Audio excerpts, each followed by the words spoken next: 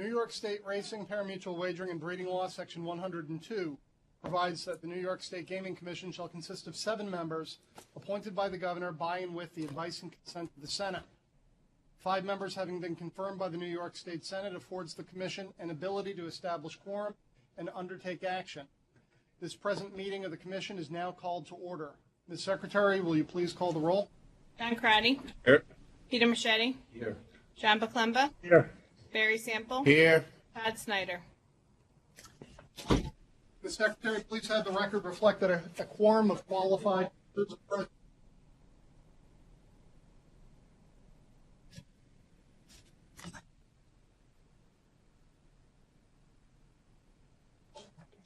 Sounded good, Rob. Let's do that again. Yeah, one more time. I sound better with a chorus. Live from the Fillmore. Live. Testing. We good now? Lee? Hold on momentarily.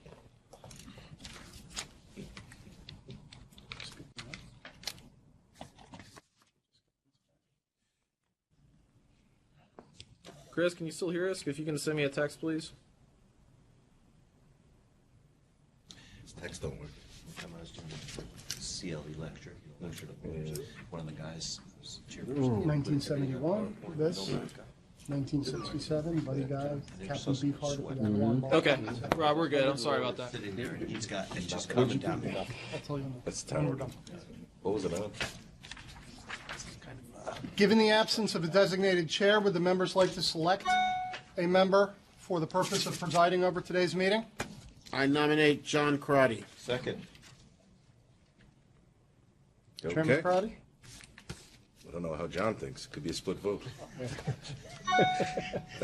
Thank you all very much. First item up is consideration of minutes for the previous meeting, April 25th. I'd ask at this time if the members, there are any edits, corrections, or amendments? No. Being none, please let the record reflect the minutes were accepted As circulated. as circulated. Now we go to Rob to hear the report of the executive director. Thank you. This afternoon, I'd like to provide an overview regarding the development status of the 3 casino projects, provide a casino rulemaking status and licensing update, discuss the upcoming Belmont Stakes, provide a Cobalt and Glaucine update, and talk about a harness racing rules initiative. First, regarding the casino development status. As I've previously mentioned, Del Lago has 2 defined stages of construction. The initial stage of construction includes a casino, event center, back-of-house area, all restaurants housed inside the casino events center building, the parking garage, and the hotel shell. The final stage of construction includes the interior hotel build-out. Del Lago reports that they are now 39% complete with the initial stage of construction. They anticipate over the next 3 months that their work rate will increase from 7.5% per month to 10% per month in order to stay on schedule and achieve their construction target. As to some specifics of their construction, the drying of on-site soil has allowed a restart of mass grading operations. Del Lago anticipates the completion of rough grading by June 15th, which includes installation and compacting of 30,000 cubic yards of surplus soil. Once rough grading is complete, the east parking lot will be stoned and prepared for asphalt. They report that the curbing and asphalt is scheduled to start in August. On the building, rooftop air handling units have been set, and overhead mechanical, electrical, and plumbing pipe rough-ends continue. The hotel foundation work is 95% complete, with the first floor columns 85% complete. The parking garage shop drawings are underway, and the foundations will start before June 1st. Precast concrete is scheduled for delivery in August. Del Lago reports that last month they saw approximately 43,000 man-hours of employment. Rivers Casino and Resort at Mohawk Harbor is progressing on schedule as well. The project is being constructed in 2 phases. Phase 1 is the low-rise building and consists of the casino, back-of-house offices, warehouse, event center, and garage. Phase 2 is the hotel building. Phase 1 steel and miscellaneous metals is now 85% complete. Site work is 27% complete, and concrete is 75% complete. Rivers also reported completion percentages for several major construction components, including roofing at 64, fireproofing at 14, drywall and framing at 18, plumbing at 14, HVAC and low voltage electrical each at 12%. They also report that the precast of the garage is 20% complete. To date, the project has produced 59,400 man-hours and is overall 18% complete. Montrain reports that they have completed 80% of the foundation excavation and site grading, 70% of the foundations, and 35% of the precast concrete structure for the parking garage. This summer, Montrain reports that they will start erection of the structural steel for the hotel and podium, start the installation of the central utility plant, and the concrete slabs for the hotel. Finally, Montrain reports that during the month of April, they expended nearly 25,000 hours on the work site. As you are all aware, the Commission has 2 commercial casino gambling rulemaking proposals for adoption consideration this month and a single item for proposal consideration.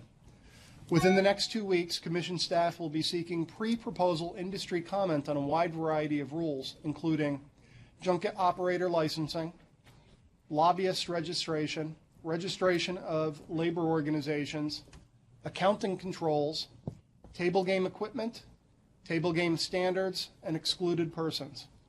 We anticipate that each of these proposals will be before you for consideration at the June meeting. I also want to provide a very quick update on Tioga Downs casino licensing. The Commission recently received the materials from the New York State Police, which is the entity that's charged with conducting the suitability investigations. Staff is working on assimilating the materials into a suitability report, which will include an analysis of the background investigation of Tioga and its principal management staff. Staff is also reviewing all materials to ensure that all post-selection updates to Tioga's application will be accordingly presented. These updates include, if necessary, the addition or replacement of key personnel, changes to the project financing structure, alterations to the project design, and more.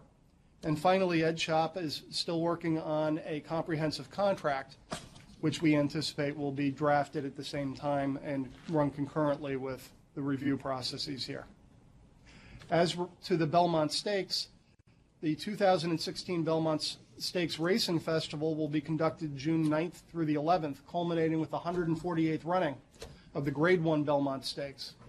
While no Triple Crown will be contested this year, it is my understanding that Preakness winner Exaggerator and Kentucky Derby winner Nyquist will renew their rivalry.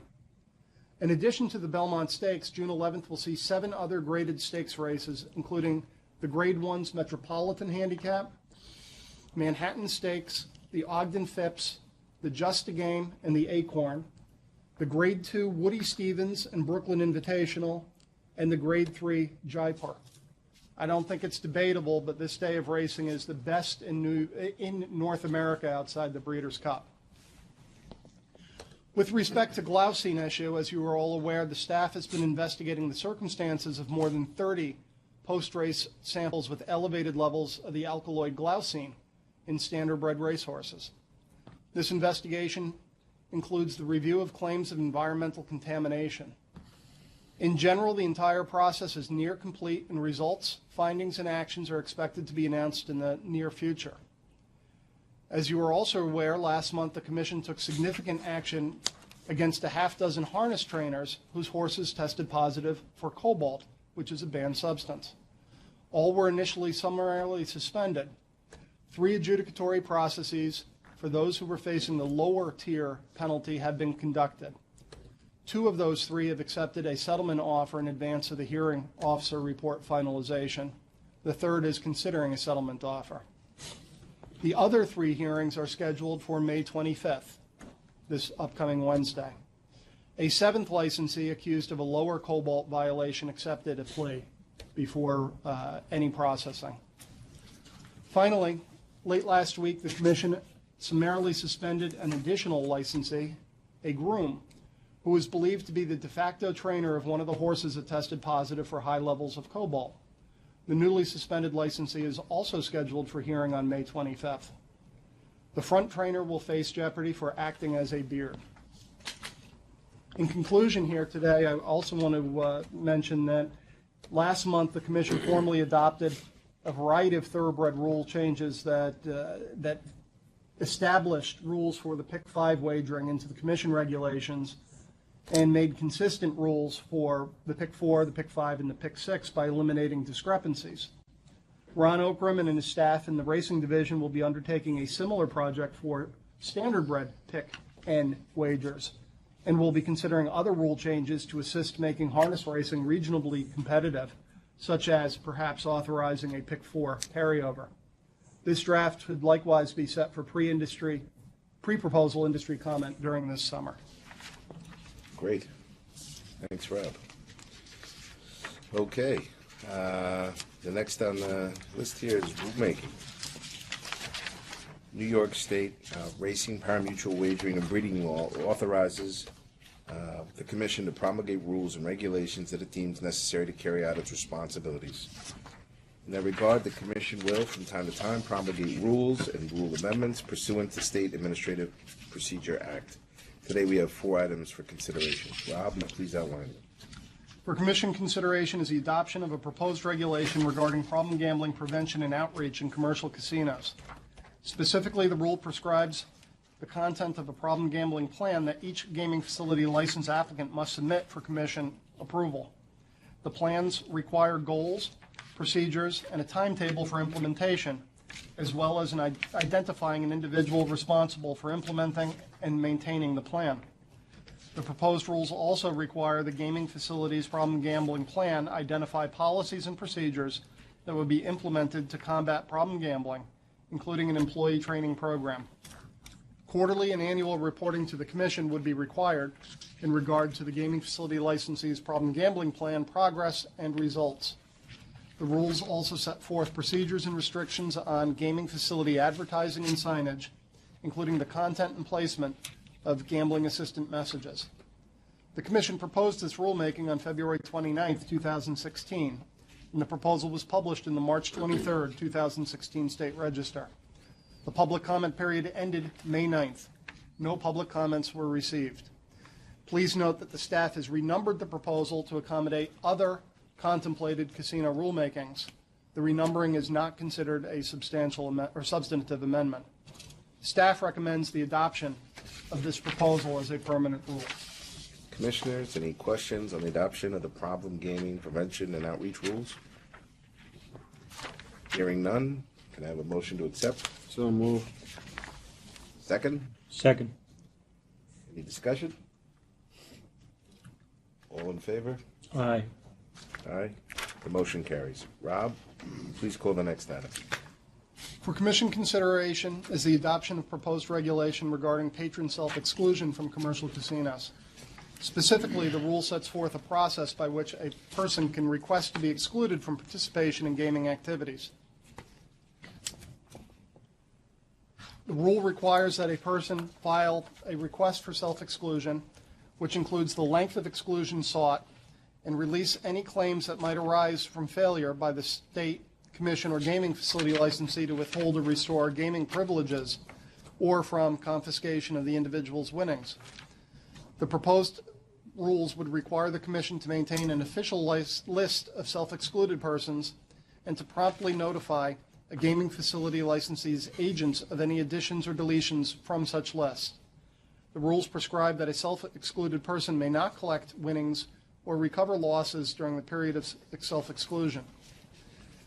A gaming facility licensee would be required to establish procedures and training for its employees to identify and manage any self-excluded persons found to be present on the gaming floor or involved in gaming-related activities. The Commission proposed this rulemaking on February 29, 2016. The proposal was published in the March 23rd State Register, and the public comment period ended on May 9th. No public comment was received. As with the previous rule contemplation, staff has renumbered this proposal to accommodate other contemplated casino rulemakings. The renumbering is not considered a substantive amendment, and staff recommends the adoption of this proposal as a permanent rule.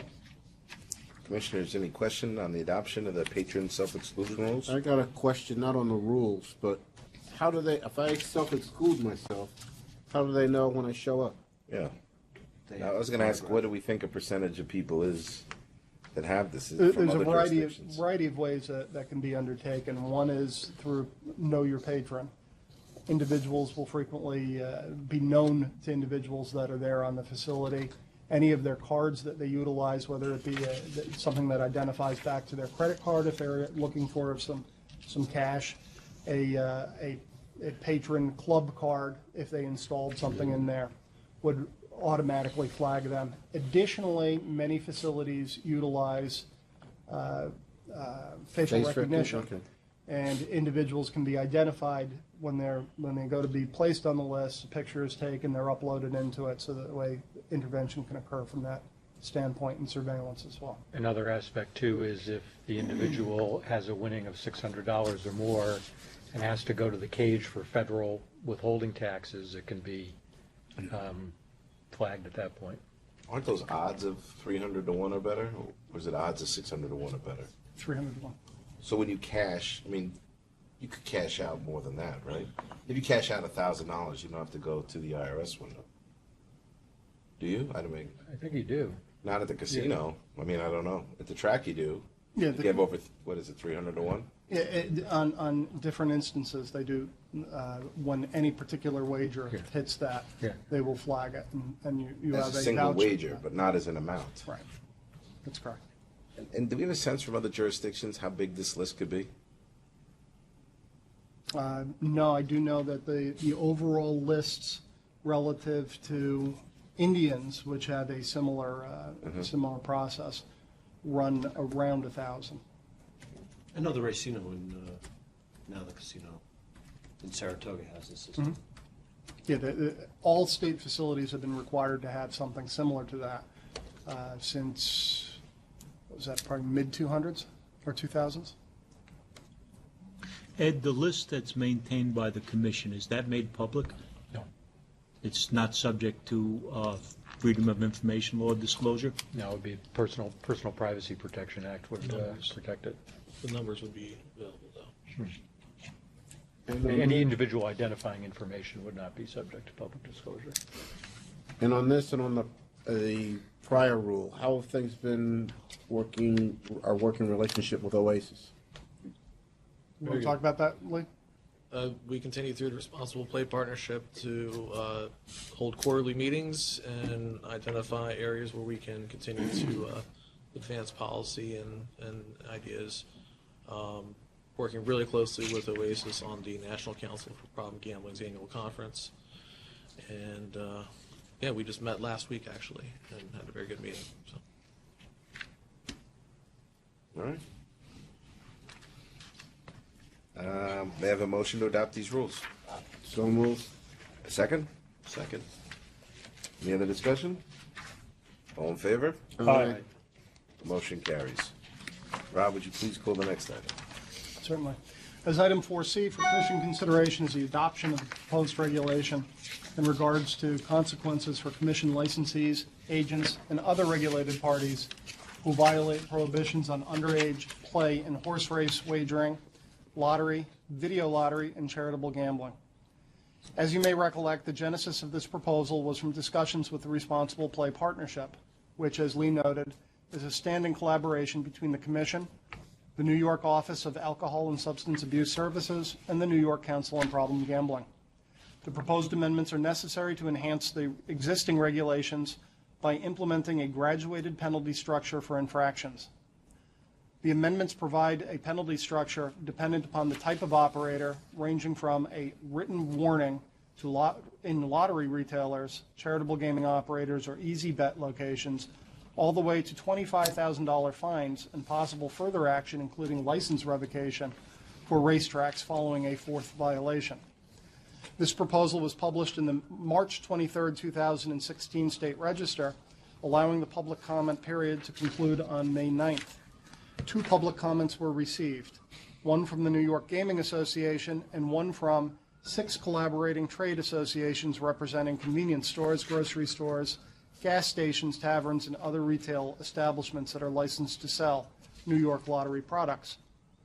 The NYGA comment generally stated that the proposed regulations are not necessary, inadvisably removed Commission discretion to determine penalties, were unduly harsh and not allowing consideration of mitigating circumstances, and imposed unreasonable new burdens on operators. Commission staff concluded that NYGA's comments considered their comments and do not recommend any amendments to this proposed rulemaking in response. Staff is, however, considering whether affirmative defenses similar to those existing in video lottery would be appropriate in other forms of regulated gambling, and if so, will seek a proposed rulemaking to address that concern. The second public comment was submitted jointly by the Food Industry Alliance of New York State, the Empire State Resort and Tavern Association, the Bodega Association of the United States, the New York State Association of Service Stations and Repair Shops, and the New York Association of Convenience Stores, and the Long Island Gasoline Retailers Association.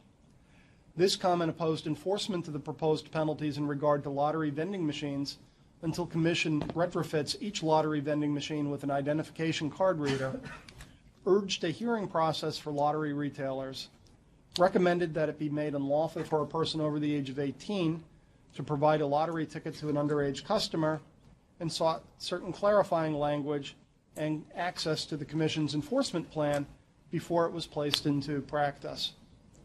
Commission staff here also considered the joint comment and does not recommend any amendments to the proposed rulemaking. Finally, I wish to note that the rulemaking process for this particular proposal commenced before casino gambling rulemaking started. Thus, the present rule contains no language addressing violations in such industry. Staff is working on an amendment to reflect casino gambling for the near future. Overall, the staff recommends adoption of this proposal as a permanent rule. All right. Commissioners, any questions on the proposal of consequences for commission licensees, agents, or other regulated parties who violate the prohibition on underage wagering? Hearing none, may I have a motion? So moved. Second. All in favor? Aye. Aye. Motion carries. Rob, would you call the last item? Certainly. As item 4D for Commission consideration is a proposal regarding independent testing laboratories to be used in commercial casino gambling. These proposed rules require a gaming facility licensee to test and certify slot machines and other gaming equipment licensed by the independent gaming test laboratories prior to operation. The proposed part addresses a variety of topics, including the standards for licensing and operating an independent testing laboratory, notification and reporting requirements, and the recording and reporting of equipment inspections and certification results. The proposed part also makes the proposed rules applicable to the systems and equipment used in the conduct of video lottery gaming. The proposed text was circulated to several independent testing laboratories for their review and comments. And pertinent comments have been received and incorporated. Staff recommends that the Commission authorize the proposal of this rulemaking. Any questions on the proposal of independent testing laboratory rule? Hearing none, may I have a motion? So moved. A second? Second. All in favor? Aye. Motion carries. Next up, Rob, is adjudications. In front of us today, the Commission has 3 hearing officer reports for consideration. The first is in the matter of Corning VFW 524. By notice of hearing dated March 1st, 2016, Commission staff initiated a hearing process to suspend or revoke the license to conduct games of chance of Corning VFW Post 524 on the grounds that the post had failed to file a quarterly statement of bell jar operations for 3 quarters in 2011, each quarter of 2012 and 13, 3 quarters of 2014, and 3 quarters of 2015, for a total of 17 quarters. Under the relevant charitable gaming statutes and regulations, a hearing is required before the suspension or revocation of a games of chance license. The hearing officer may recommend action to be taken against the licensee. The hearing was conducted on April 1st, 2016, The hearing officer's final report and recommendations were delivered to the Commission Secretary on May 9th. The hearing officer recommended that Post 524's license to conduct games of chance be suspended for 90 days and that the Post be fined $200 for each of the 17 violations of the obligation to file a quarterly statement of bell jar operations for a total fine of $3,400. The hearing officer further recommended that the suspension be stayed for 60 days and not imposed if Post 524 pays such fine within the 60-day stay period and files within the stay period each outstanding quarterly statement of bell jar operations for the second, third, and fourth quarters of 2015. The Commission has considered this matter at a meeting conducted pursuant to the judicial or quasi-judicial proceedings exemption of New York Public Officers Law, Section 108.1. The Commission duly deliberated and considered this matter and determined upon a vote of 4-0 to sustain the hearing officer's report and recommendation. Next case, please. The next case is in the matter of La Societe des Portrait. I'm beyond my ability here. It's the 40 and 8 Club. By here, I took Spanish, not French. But by notice of hearing dated March 1st, the Commission staff initiated a hearing process to suspend or revoke the license to conduct games of chance of the 40 and 8 Club on the grounds that the club had failed to file any quarterly statements of bell jar operations for each quarter in 2013, 14, and 15. Under the relevant charitable gaming statutes and regulations, a hearing is required before suspension or revocation of a games of chance license. A hearing officer may then recommend the action to be taken against the licensee. A hearing was conducted on April 1st, 2016. The hearing officer's final report and recommendations were delivered to the Commission Secretary on May 9th. The hearing officer recommended that the 40 and 8 Club's license to conduct games of chance be suspended for 6 months and that the organization be fined $200 for each of the 12 violations of the obligation to file quarterly statements of bell jar operations for a total fine of $2,400. The Commission considered this matter at a meeting conducted pursuant to the judicial or quasi-judicial proceedings exemption of New York Public Officers Law, Section 108.1. The Commission did duly deliberate and considered this matter and determined upon a vote of 4-0 to sustain the hearing officer's report and recommendation. Rob, if you please go ahead. Next case is in the matter of David Russo. On December 30th, 2015, the presiding judge at Monticello Raceway suspended the trainer's license of David Russo for 30 days and fined him $3,000 for being responsible for drug positives of caffeine and its metabolites theophylline, theobromine, and 1,7-dimethylanthine in a horse he raced in violation of Commission Rule 4120.2N. After Mr. Russo appealed, a hearing was conducted on March 30th, 2016. The hearing officer's final report and recommendations were delivered to the Commission Secretary on April 22nd. The hearing officer recommended that the suspension and fine be upheld. The Commission considered this matter at a meeting conducted pursuant to the judicial or quasi-judicial proceedings exemption of New York Public Officers Law, Section 108.1.